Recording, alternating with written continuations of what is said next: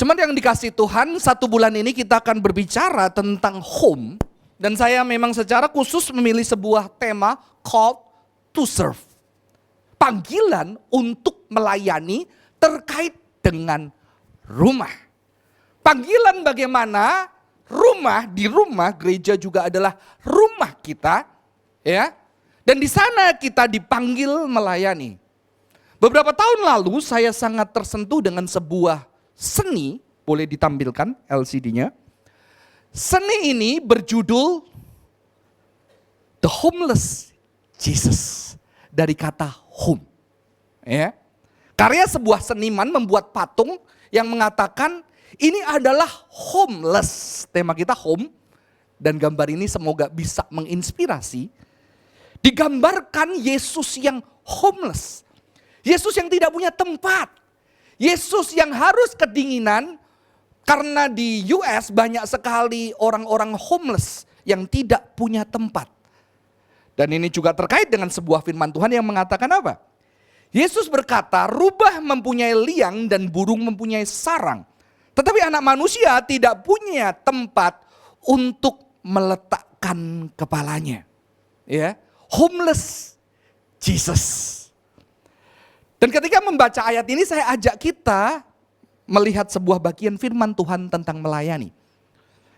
Di dalam firman Tuhan Yohanes 13 ayat 14 sampai 16 ngomong gini, saudara-saudara. Jikalau aku Tuhan membasuh kakimu, kamu pun wajib saling membasuh kakimu. Karena seorang hamba tidak lebih daripada Tuhannya. Saudara-saudara, pembasuhan kaki adalah sebuah tradisi dari kekristenan yang sangat menginspirasi. Nanti saudara akan lihat, ternyata di dalam aspek kehidupan kita, sehari-hari kita, pembasuhan kaki itu nyata. Bahkan saudara-saudara, kalau di Eropa, di UK terutama, ada satu istilah yang namanya Maundy money. Money, uang, commitment. Jadi setiap 1 tahun sekali raja-raja akan memberikan uang kepada 10 orang rakyat yang paling susah. Atasan-atasan akan memberikan uang karena itu adalah sebuah perintah untuk mengasihi. Sebetulnya tradisi ini diambil dari tradisi apa? Tradisi ini diambil dari pembasuhan kaki. Ya, tapi karena rajanya nggak mau basuh kaki, ya udah dijadiin duit. Daripada basuh kaki nggak jadi apa-apa, nggak bisa buat makan, tak kasih duit. Ya, jadi tradisi ini ada dan mempengaruhi dunia. Bahkan saudara nanti lihat di dalam bisnis, di dalam usaha kita, di dalam relasi kita dengan orang lain, panggilan melayani sebetulnya sudah banyak dilakukan orang di dunia ini. Sayangnya mereka tidak sadar bahwa itu adalah warisan dari Alkitab, ya. Maka di sini dikatakan juga sebelum Yesus mati dia mengatakan apa? Yesus mengambil roti, mengucap syukur, memecah-mecahkannya, lalu memberikan kepada murid-muridnya. Ia mengambil cawan. Ya, jadi ada satu upacara yang kita sering suruh melakukan. Perjamuan kudus. Ada roti, ada cawan, dan ternyata ada pembasuhan kaki. Ya, tapi pembasuhan kaki jarang, saudara-saudara. Biasanya kalau di dalam pelayanan juga dilakukan. Ternyata ini adalah sebuah panggilan melayani. Saya tidak sadar ketika saya melayani saya harus memuji satu tempat, ya. Kalau kota, ya. Kalau kota, hospitality-nya paling dahsyat itu adalah Medan, saudara-saudara. Ya. Di Medan saya baru tahu. Kalau saya pelayanan 1 minggu, biasanya saya setahun 2 kali. Seminggu 21 sesi, saudara-saudara. Sehari 3-4 sesi. Keliling mulai dari kota-kota, Rantau Prapat, Kisaran, Tanjung Balai, Pedagangan. Saya keliling semua Siantar. Makan enak terus, saudara-saudara. Dan ternyata di sana saya nggak pernah merasakan satu, lapar. Karena kenyang terus, betul nggak? Kalau ketemu orang Medan, kayaknya kalau hamba Tuhan tersiksa bahagia gitu ya. Aduh, udah nggak cukup. Artinya apa? Aku menjadi tuan rumah yang baik. Baru selesai masuk kamar udah ada kue bikang ini, kue roll ini, buah ada. Saudara-saudara nggak pernah lapar. Sampai saya pikir kasihan juga nih hamba Tuhan ya kalau nggak suka olahraga ya. Pulang-pulang saya biasanya naik 3 kilo. Nggak tahu kolesterol, asam urat atau gulanya jadi tinggi, saudara-saudara. Ternyata hospitality. Ya. Ini saudara-saudara panggilan untuk melayani ternyata di dalam bahasa Inggrisnya hospitality. hospitality. Kata host itu tuan rumah. Hospitality, kata hospital. Jadi rumah sakit. Ya. Ternyata rumah sakit kepengaruh sama Alkitab kita. Hospital. Hospitality. Host. Saudara-saudara, sebetulnya banyak orang di dalam bisnis hospitable. Bahasa Indonesianya kurang enak. Keramah tamahan. Ya, maka selesai ibadah, selesai pesta ada ramah tamah. Dikasih makanan saudara-saudara. Itu bahasa Indonesia. Sekarang ada terjemahan hospitality itu lebih bagus lagi. Tapi tidak common, namanya kesanggrahan. Agak serem ya, sanggrah gitu ya. Tapi saya akan sedikit menjelaskan supaya kita mengerti panggilan yang dimaksudkan Tuhan untuk melayani itu ternyata hospitality. Ternyata banyak keluarga udah melakukan. Makanya kalau pesta makanan gak boleh habis, betul? Semuanya harus senang, bukan cuma makanan cukup, harus bahagia ketika pulang. Ya, sayangnya biasanya di pesta kalau babi guling atau kambing guling itu cepat habis ya. Akhirnya banyak yang gak bahagia. Aduh, kambing gulingnya udah antri habis, saudara-saudara. Saudara-saudara, hospitality orang banyak melakukan. Sebetulnya gereja ini juga sudah melakukan, saudara-saudara. Ada usher-usher yang pakai lampu, ya. Ada namanya, saya baru ketemu di gereja ini ya. Saudara-saudara datang ke tempat ini, para worship leader yang sebelum memimpin ibadah menyembah Tuhan. Sehingga setiap jemaat yang datang bisa ngerasain ya, disambut Tuhan, dicintai Tuhan, disentuh Tuhan, dihibur oleh firman-Nya, dikuatkan, bahkan ditegur juga saudara-saudara. Ya, sudah ada hospitality. Dan di dalam dunia bisnis ini penting saudara-saudara. Hospitality dari sebuah kata hospitality ya. Hospital dari kata philosenos. Philosenia. Jadi kalau mobilnya Xenia ya. Philo itu cinta. Love. Senia itu strangers. Jadi kalau mobilnya mereknya Xenia Strangers. Strangers itu apa? Cinta orang asing. Ya. Cinta orang asing. Ternyata kalau kita baca Alkitab, orang saleh itu adalah orang yang hospitable. Orang yang kayak orang-orang Medan itu saudara-saudara. Ayo makan, gak boleh lapar. Sampai orang aduh bahagia banget. Saya selalu kalau dengar kata Medan, bayangan saya makanan saudara-saudara. Ya. Pastor Santo juga pernah ke sana, kita berbagi, udah makan ini. Wah, kita wajahnya bahagia saudara-saudara. Dan tentunya kita makan bukan sendirian, kita makan bersama orang-orang. Saya selalu ingat, saya gampang ingat kalau diajak makan ini saya ingat sekali ya. Diajak makan Manado di daerah Puri itu wajahnya Pastor Petrus yang muncul gitu ya. Manado itu apa ya, baku sayang ya. Begitu baku sayang wajahnya Pastor Petrus yang muncul saudara-saudara. Dan saya sudah tahu makanan favorit tapi memang enak ya. Lidahnya bisa sangat dipercaya saudara-saudara. Ada hospitality. Saudara jangan salah, inilah yang menginspirasi hospital. Jadi kalau dulu hospital itu saudara-saudara tempatnya di samping gereja. Ya. Gereja selalu punya hospital. Karena apa? Karena gereja diperintahkan Tuhan untuk melayani, called to serve. Practicing hospitality, mempraktekkan hospitality. Jadi gereja selalu menyediakan bangunan untuk apa? Untuk orang-orang lapar, untuk orang-orang sakit. Untuk orang-orang kalau lewat nggak ada penginapan bisa nginep. Makanya film-film zaman dulu kuno kalau nggak bisa tidur ke biara bisa tidur, betul ya? Itu dari Alkitab. Dan celakanya ini sekarang justru dilakukan oleh orang-orang dunia. Bisnis, supaya bisnis lancar maka harus menjamu. Menyediakan makanan, minuman, bahkan banyak yang plus-plus lagi yang nggak benar gitu kan. Saudara-saudara, ini hospitality dari Alkitab. Ya, ini adalah sebuah tindakan kasih yang nyata.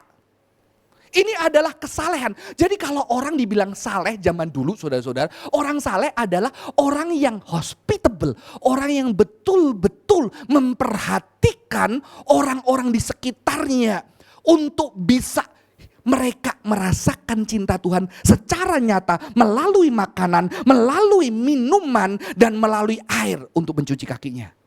Karena apa? Karena di Israel berdebu. Karena di Israel perjalanan jauh, dingin, panas, kaki debu. Maka ketika kita di suatu kota nggak ada penginapan, akhirnya ada orang lihat, kasihan juga tuh di alun-alun. Ayo ke rumahku, aku kasih makan, aku kasih minum, aku cuci kakinya. Diberikan air, biasanya yang nyuci pembantu. Tapi luar biasa Yesus, dia yang mencuci kaki. Dia nggak seperti raja-raja tadi yang jadiin duit saudara-saudara, tapi dia cuci kaki murid-muridnya. Harusnya sesuatu perbuatan yang dilakukan oleh budak. Ya. Hospitality adalah kesalehan. Jadi nanti saudara juga tahu istilah kamar tamu. Kamar tamu juga dari Alkitab. Makanya kita lihat di Alkitab ada nabi-nabi yang diterima sama rumahnya. Seorang janda menerima Elia dan akhirnya tempat itu diberkati Tuhan, betul? Jadi hospitality adalah perintah yang sangat penting. Karena Tuhan kita adalah Tuhan yang hospitable, saudara-saudara. Tuhan yang ketika menciptakan manusia, dia kasih manusia, kasih taman yang sangat indah. Dan manusia bisa menikmati makanan yang ada di situ. Kurang ajarnya manusia gak cuma makan punyanya dia, makan punyanya Tuhan yang gak boleh, ya kan? Itu sama aja saya diundang sama saudara, oh silakan makan, disediakan semua makanan, saya buka kulkas Anda, saya ambil makanan favorit Anda, saudara-saudara. In hospitality. Ya. In hospitality Tuhan kita generous. Makanya Alkitab ditandai dengan apa? Makan. Dosanya makan, berkatnya makan, nanti Yerusalem baru turun surga, ada pesta, perjamuan, makan lagi saudara-saudara. Jadi kalau jarang makan, jangan nongkrong makan sama teman-temannya, kurang rohani. Apalagi jarang traktir teman. Jarang menjamu orang, saudara-saudara. Ini adalah perintah Alkitab, hospitality. Tapi waktu itu gereja akhirnya bangun hospital gede-gede. Akhirnya orang bilang, sudah gereja yang bangun, udahlah. Nggak perlu lagi. Akhirnya ada seorang bapak gereja, nggak bisa. Gereja juga melayani, kamu juga melayani. Maka di depan rumahmu sediain satu kamar supaya ada orang asing. Kalau nggak bisa makan, minum, bisa minum, makan. Dan merasakan cinta Tuhan melalui perbuatanmu. Jadi akhirnya jemaatnya disuruh punya kamar tamu. Tapi jangan ya setelah ini, oh kalau gitu aku harus mempraktekkan hospitality. Kita buka gerbang kita, ayo nggak punya makan ya, ayo makan, dirampok saudara-saudara. Bukan itu artinya. Ya. Ini adalah praktek yang ada di Alkitab sebagai tanda kesalehan. Ya. Dan kita mungkin lupa. Dan ini adalah pelayanan yang nyata yang Tuhan perintahkan saudara-saudara. Maka Tuhan sangat tersentuh dengan wanita ini. Kita kalau ngabarin Injil nggak ingat wanita ini ya. Wanita ini Tuhan bilang apa?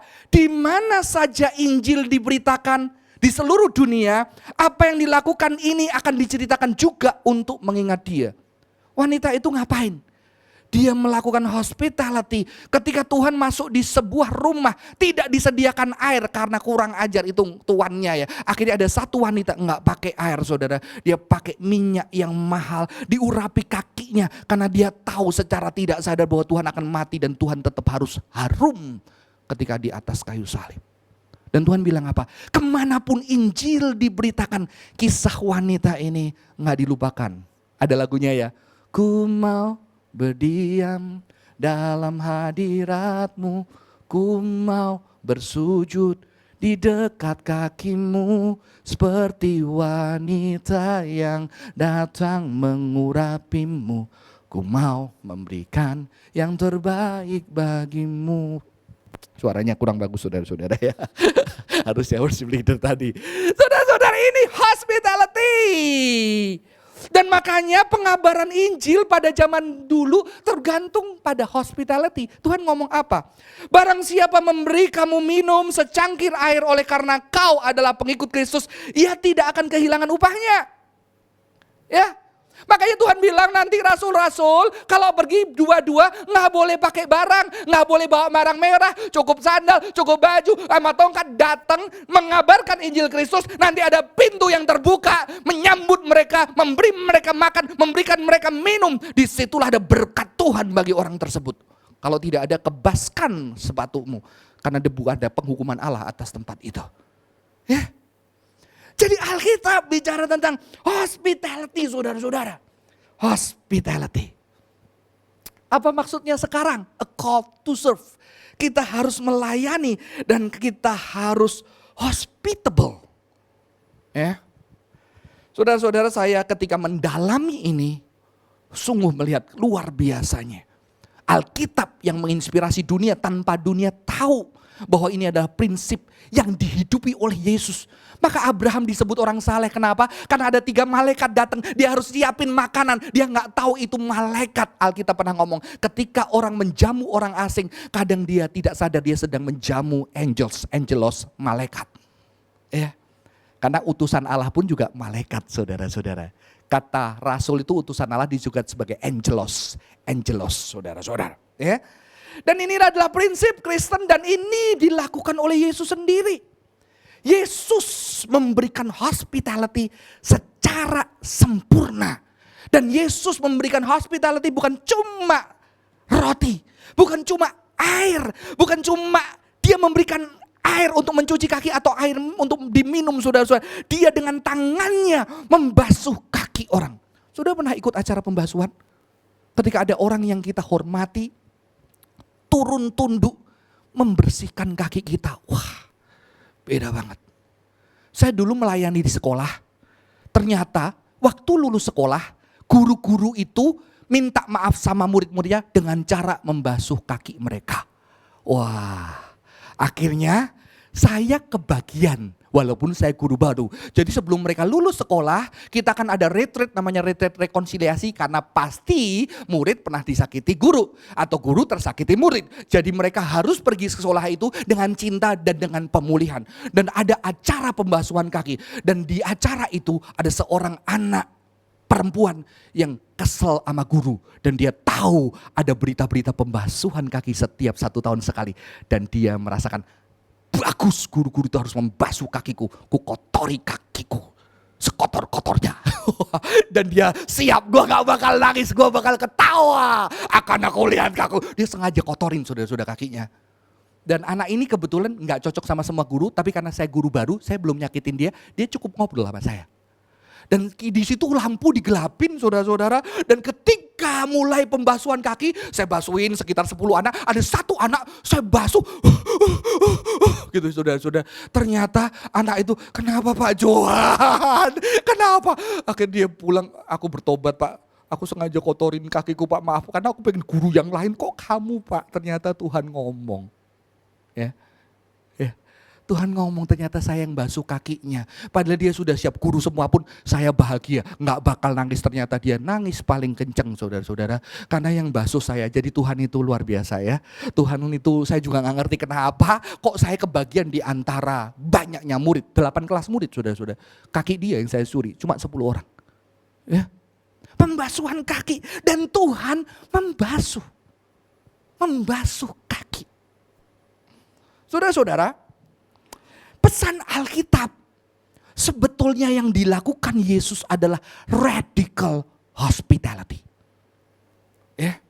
Radikal itu artinya ekstrim. Harusnya membantu, tapi Yesus membasuh kaki, dan Yesus bilang, "Hai murid-murid, kamu saling membasuh kaki." Ya. Ternyata radical hospitality, saudara-saudara, artinya apa?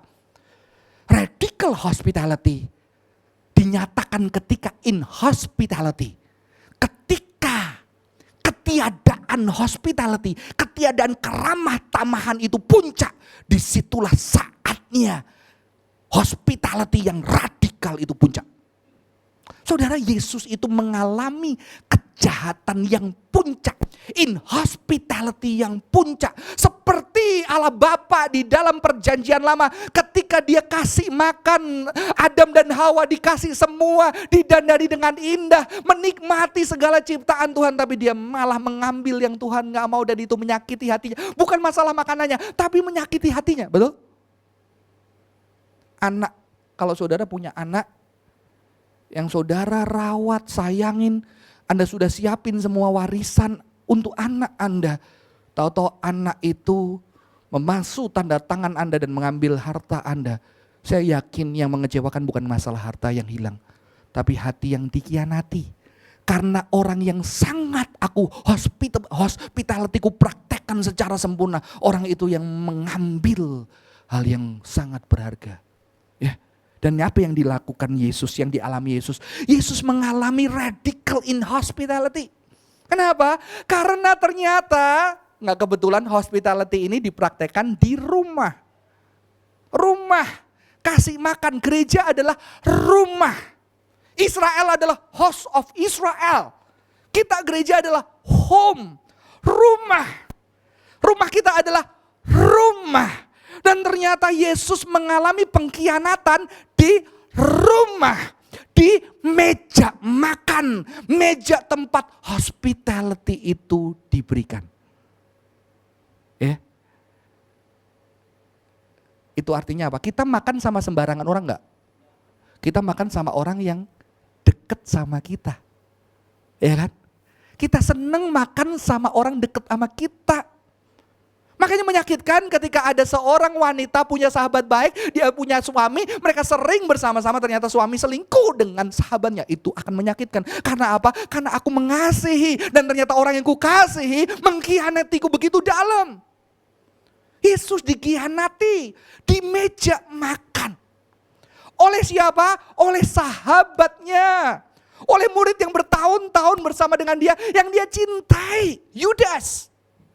Walaupun saya tahu Yudas habis itu nyesel dan mengakhiri hidupnya, kan dia merasa jahat. Ya. Yesus disakiti, dan bukan hanya di meja makan, dia disakiti dengan apa? Ciuman. Kita mau dicium sembarang orang? Orang yang paling dekat kita, yang bisa cium kita adalah orang-orang yang dekat. Sahabat, keluarga, anak, dan Yesus dikhianati dengan ciuman. Tapi ternyata Tuhan melayani dengan begitu dahsyat. Dan Tuhan dikhianati oleh bangsanya. Umatnya yang dia datang, dia pemilik dunia, dia pemilik bumi, dia pemilik Israel, dia Tuhan. Dan orang-orang yang diciptakannya, orang-orang yang dikasihnya, itulah yang membunuh dia di atas kayu salib. Inhospitality. Jadi kalau teman-teman yang sudah pernah merasakan terkhianati, biasanya anak-anak Tuhan terkhianati sakit, tapi ternyata Anda tidak mau menyakiti, betul? Anda tersakiti tapi pengen jahat nih. Orang yang udah kenal Tuhan biasanya, kurang ajar, gue harusnya bisa jahat loh. Gue bisa punya koneksi, gue bisa hancurin hidupnya. Tapi kok gak bisa? Gak bisa. Karena hati kita udah dipenuhi oleh kasih Tuhan. Kita gak bisa jahat lagi, saudara-saudara. Dan disitulah ternyata radical hospitality terwujud di atas kayu salib, di atas pengkhianatan, di atas persahabatan yang diingkari, di atas ciuman seorang yang dikasihi. Yesus mengatakan apa? Mereka gak tahu yang mereka perbuat, ampunilah mereka. Jadi Yesus tidak cuma kasih roti, Yesus tidak cuma kasih anggur, Yesus tidak cuma kasih air, dia basuh air dan dia memberikan hidupnya, tubuhnya, tubuh dan darah untuk dinikmati orang-orang yang nyakitin hatinya. Saya jadi orang tua, saya dulu anak yang nyakitin hati orang tua. Sekarang saya baru tahu, begitu hancurnya hati seorang orang tua yang mencintai anaknya walaupun terbatas, tapi anak itu melakukan perbuatan yang menyakiti hatinya. Begitu sakitnya. Tapi ternyata orang tua tidak bisa tidak mengasihi. Saya ingat sekali, anak yang begitu dikasihi. Adik saya pernah beberapa kali saudara, mencoba mengakhiri hidup saya. Tapi mama saya nggak tahu. Tapi puji Tuhan, Tuhan selalu di saat-saat genting hidup saya, Tuhan ngomong, stop. Tapi ternyata adik saya hampir berhasil. Dia yang dicintai begitu dahsyat. Dia yang begitu uang orang tua, sekolah sampai dia harus berjuang untuk bisa sekolah. Kami bukan dari keluarga kaya. Harus hutang sana hutang sini untuk menyekolahkan kami. Tapi suatu hari saya melihat ketika adik saya kecewa dengan hidup dan dia meminum baygon dan dia menutup pintu kamarnya dengan dada yang panas. Tapi Tuhan baik, Tuhan bilang apa? Buka pintumu, minta tolong. Dia udah kunci pintunya dan akhirnya dia buka pintu, jatuh. Dan ada orang yang lihat, padahal biasanya hari Minggu gak ada orang. Dan saya melihat ketika dia menyakiti dirinya. Saya melihat papa mama saya datang ke rumah sakit dan saya datang ke rumah sakit. Begitu hancur dan sakitnya. Dan inilah hati Tuhan. Begitu hancur dan hati sakitnya ketika manusia menyakiti dirinya. Ketika manusia saling menyakitinya. Bagaimana orang tua yang melihat anak bertikai masalah warisan. Bertikai masalah harta. Bertikai di dalam keluarga. Saya yakin hati orang tua begitu hancurnya. Tapi hati Tuhan lebih daripada itu. Ya. Ini adalah hospitality Tuhan menyatakan cintanya tetap kepada orang-orang yang menyakiti dia, yang menyakiti dirinya. Karena ketika kita menyakiti orang lain kita gak lebih bahagia kok, betul kan? Kita akan merasa diri kita gak baik kok. Saya berjumpa dengan orang-orang yang pengen balas dendam. Ketika saya tanya, ketika kamu balas dendam kamu lebih bahagia? Enggak. Karena dendam ketika dibalas juga tidak membuat apa yang terjadi kembali, betul? Akhirnya dia menjadi sama dengan orang yang jahat itu dan dia melihat dirinya juga tidak sama lebih baik. Saudara-saudara, radical hospitality. Dan yang luar biasanya, ternyata Yesus di sini sebagai apa? Yesus sebagai host, tapi juga strangers. Ini menarik. Yesus Tuhan, tapi juga orang asing.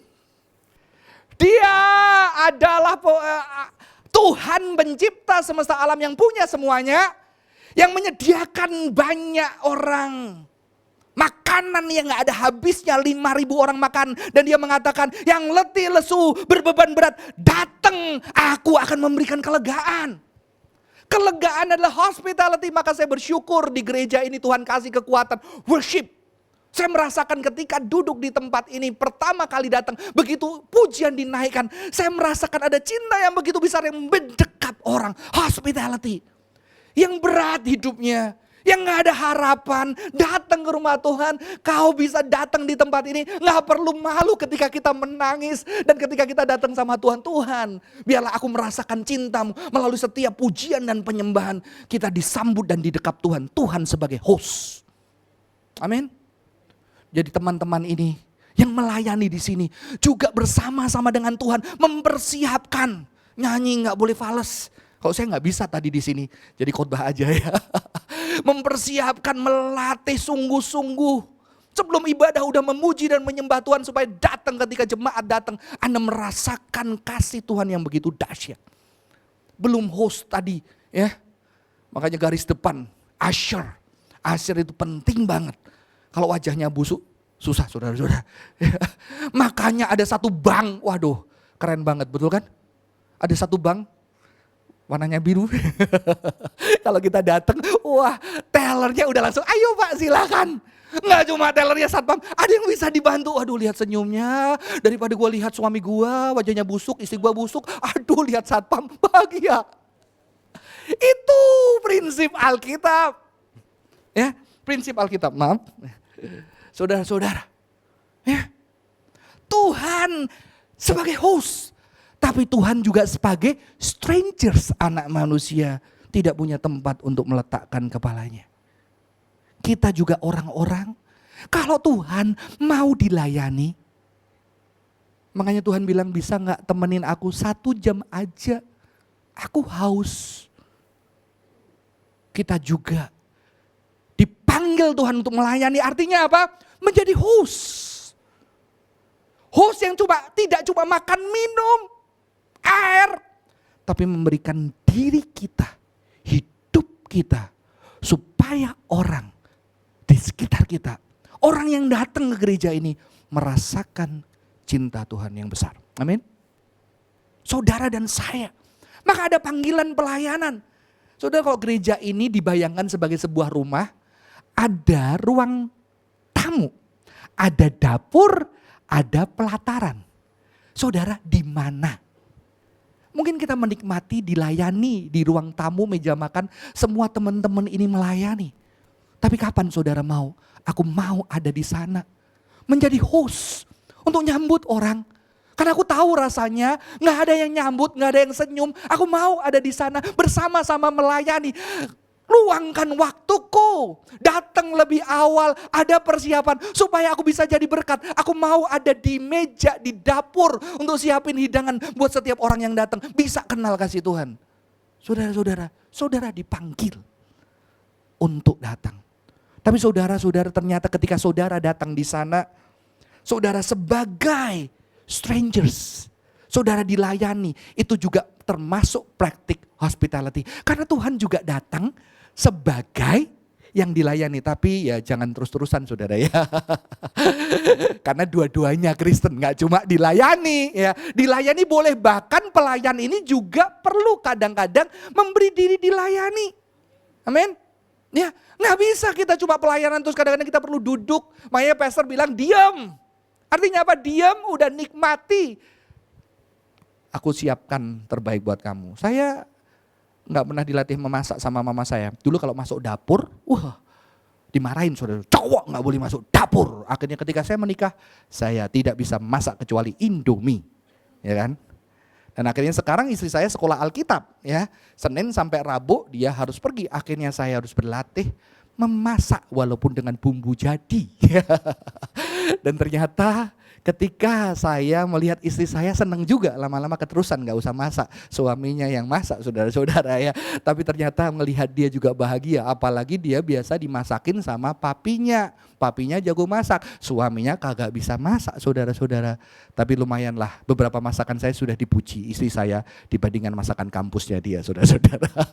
Bukan restoran, belum level saudara-saudara. Ketika ada orang yang biasa melayani, kadang-kadang harus dilayani. Ya.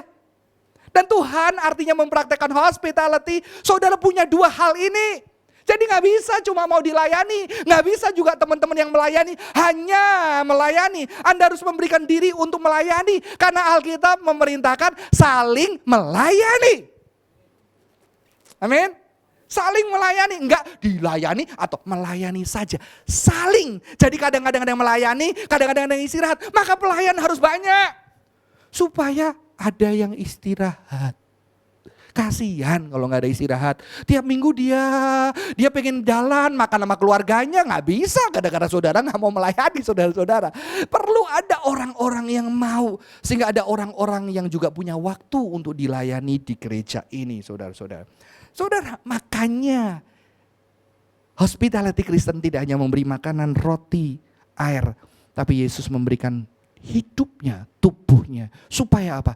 Supaya orang merasakan cinta Tuhan. Slide selanjutnya. Saudara, lambang gereja, sebetulnya lambang salib itu muncul ketika abad 300-an. Tapi sebelum itu, ketika kita melihat gua-gua tempat orang Kristen berjumpa, Anda kan banyak menjumpai ini. Orang yang makan perjamuan. Dan tidak kebetulan Kisah Rasul mengatakan apa? Dengan bertekun dan dengan sehati mereka berkumpul tiap-tiap hari di rumah masing-masing secara bergilir dan makan bersama-sama dengan gembira dan tulus hati. Gembira, senang, tulus hati.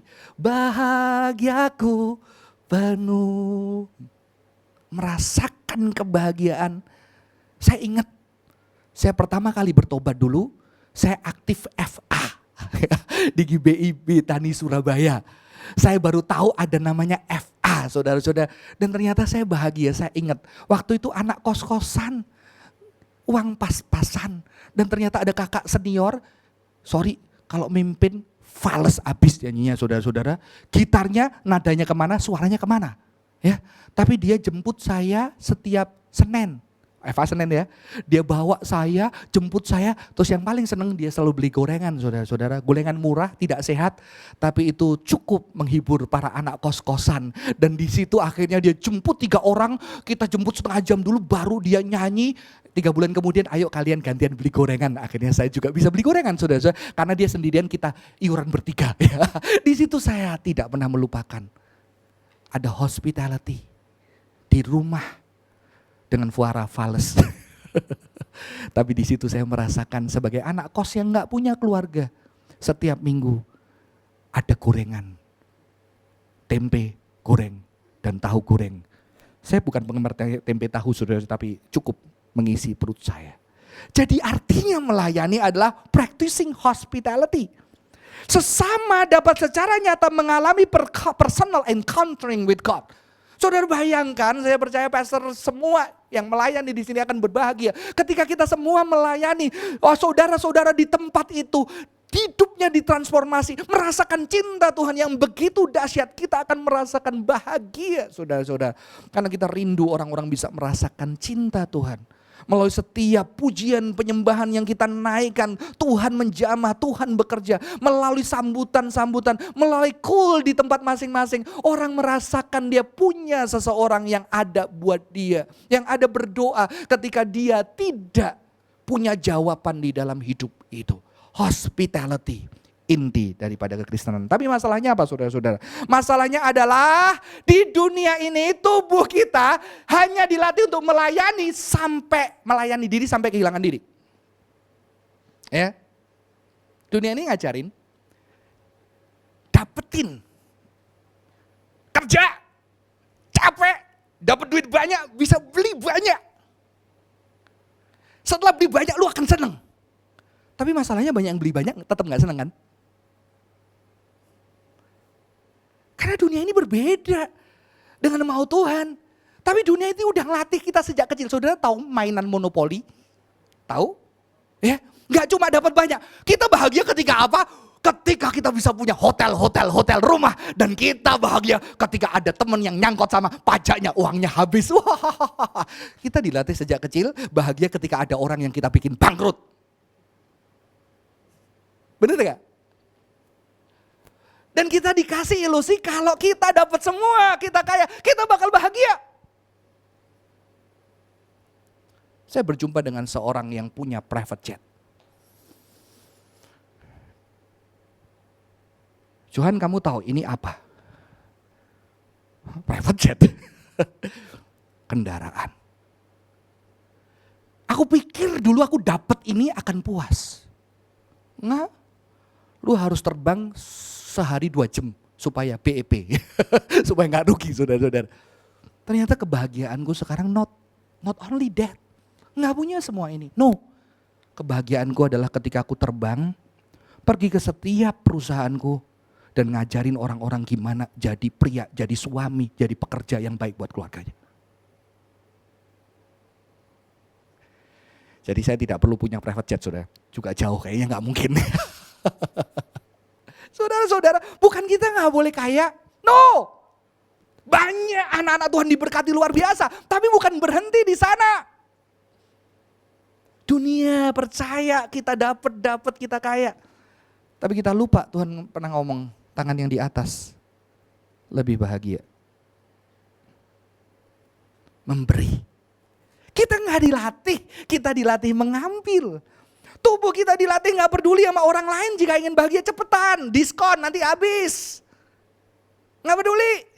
Yang penting gue dapet dulu, branded nih. Gue dulu, yang lain gak usah, gak apa-apa. Dan juga tubuh kita tidak dilatih untuk merasakan indahnya hidup di dalam Tuhan. Betul? Makanya ketika kita datang ke gereja ya udah datang aja supaya nggak dihukum Tuhan, supaya nanti tidak belalang pelahap dan segala macamnya mengambil bisnisku. Kita lupa bahwa ternyata duduk diam di hadirat Tuhan beautiful, indah banget. Sampai kita nyanyi bisa lupa waktu, kita bisa nangis kayak anak orang kecil, kayak anak kecil.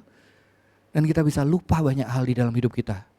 Dan saudara tahu itu sebetulnya anugerah Tuhan. Karena apa? Otak kanan kita itu diciptakan Tuhan untuk otak imajinasi, otak seni, otak visual, otak ketenangan yang ketika otak kiri itu terlalu capek harus pindah ke kanan. Jadi kalau punya anak lagi capek atau bengong itu bagus. Karena otak kirinya udah hang saudara-saudara. Jadi harus pindah ke kiri supaya dia bengong. Setelah bengong, gua ngapain ya?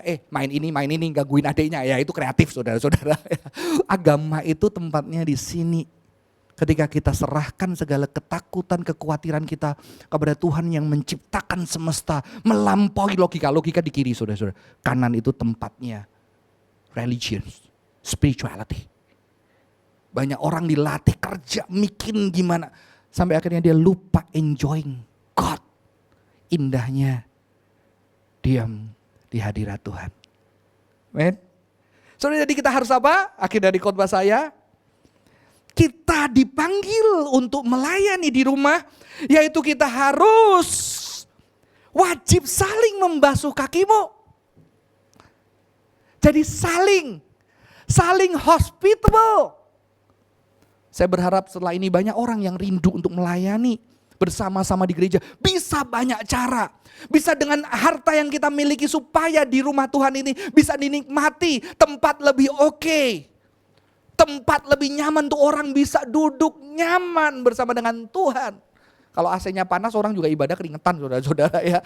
Tuhan kasih ada yang memberikan dirinya, suaranya, pelayanannya, senyumnya sebagai usher. Banyak hal yang bisa dilakukan untuk melayani. Ada yang memberikan dirinya aktif di dalam untuk bisa saling memperhatikan di sana. Ngajak temennya untuk bisa datang ke rumah Tuhan. Saya selalu kalau ngajak orang di gereja, saya ada melayani di tempat lain juga. Kalau saya ngajak orang, lu mau datang ke gereja gue, saya pastikan nggak cuma datang. Yang Kojo ada supaya habis datang kita bisa nongkrong. Karena gereja nggak cuma lu datang ibadah, kamu punya sahabat di sana, orang yang bisa kamu cerita, orang yang bisa doain kamu, orang yang bisa kamu doain di sana, di gereja.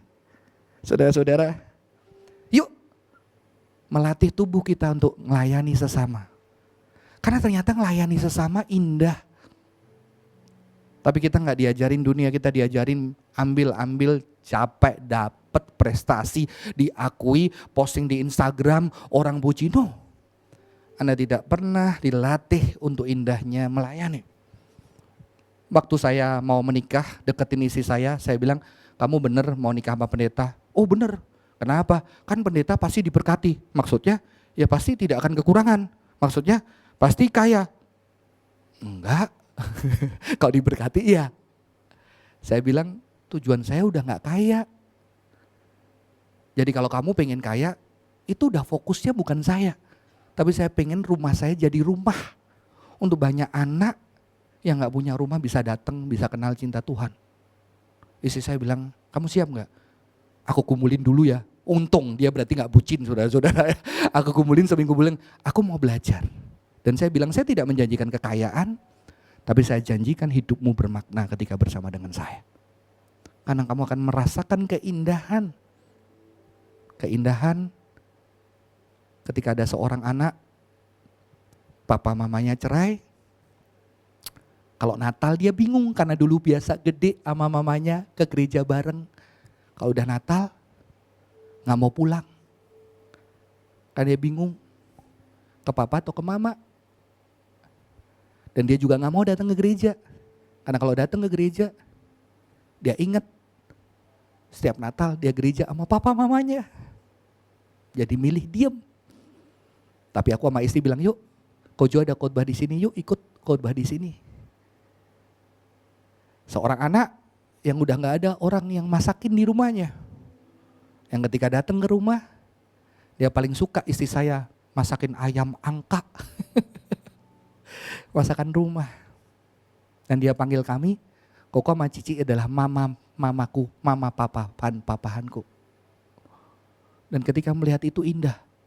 Dan yang paling indah saudara-saudara, yang paling indah lagi, ketika dia bilang, Toto hari itu dia kirim foto keluarga bareng senyum semua. Padahal udah divorce. Adiknya kemana, papanya kemana, mamanya kemana. Tapi suatu hari, Toto ada orang, ayo foto-foto bareng. Mereka foto, terus mereka senyum. Dan dia kirim foto. Dan saya lihat foto itu nangis.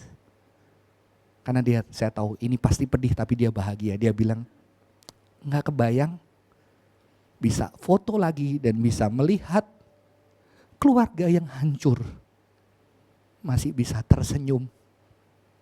Seorang anak, aku udah gak butuh papaku, gue bisa kerja sendiri. Tapi bisa datang sama papa, Pa, aku dulu berpikir aku gak butuh papa. Tapi ternyata aku butuh papa.